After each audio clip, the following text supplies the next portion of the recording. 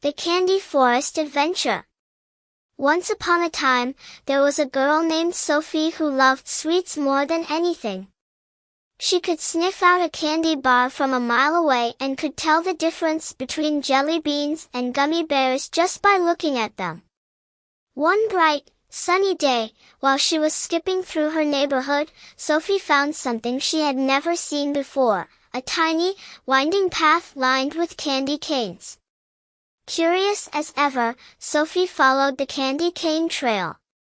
It led her through some bushes, over a stream made of chocolate milk, and finally into a magical forest where every single thing was made of candy. The trees were tall lollipops with swirly, colorful branches, the grass was long strands of licorice, and even the rocks were shiny gumdrops. Whoa! Sophie gasped, her eyes widening like saucers.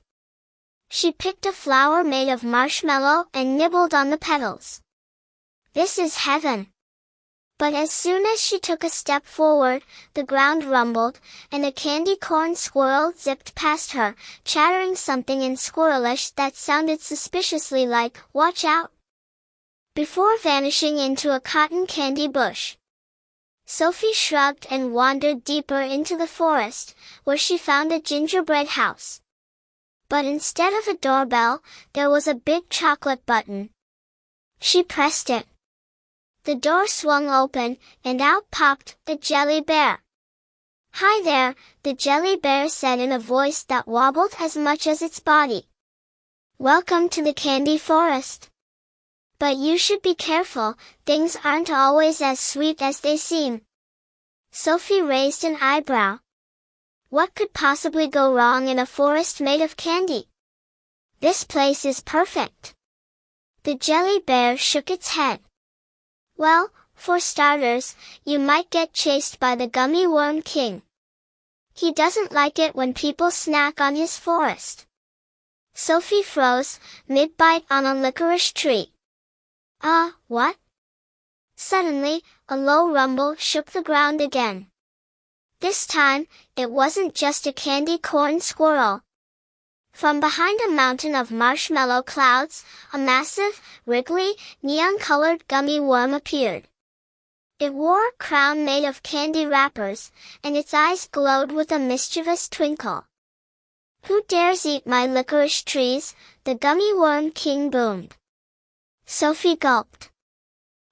Just a taste." The Gummy Worm King slithered closer, his belly making a squishy sound as it slid across the licorice grass. "You must pay for your crime." Sophie's eyes darted around. She needed to think fast. "How about a trade?" she said, pulling a chocolate bar from her pocket. The Gummy Worm King stopped, eyeing the chocolate suspiciously. "What's that?"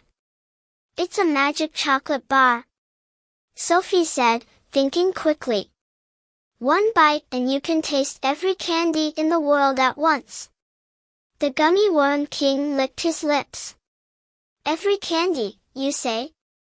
Sophie nodded eagerly and held out the chocolate bar.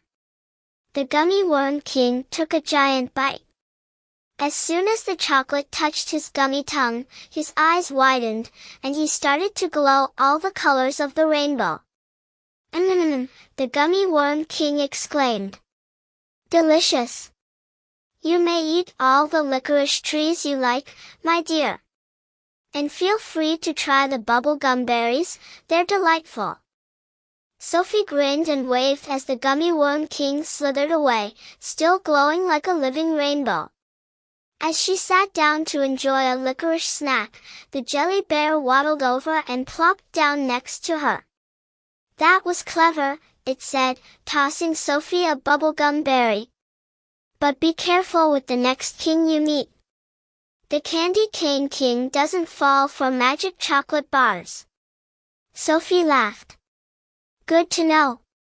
And from that day on, Sophie visited the candy forest whenever she had a sweet tooth. She made friends with the gummy bears, rode on marshmallow clouds, and even learned to dodge the Gummy Worm King whenever he got cranky. And as for Sophie, She never ran out of candy again, but she always brought an extra chocolate bar, just in case. The end.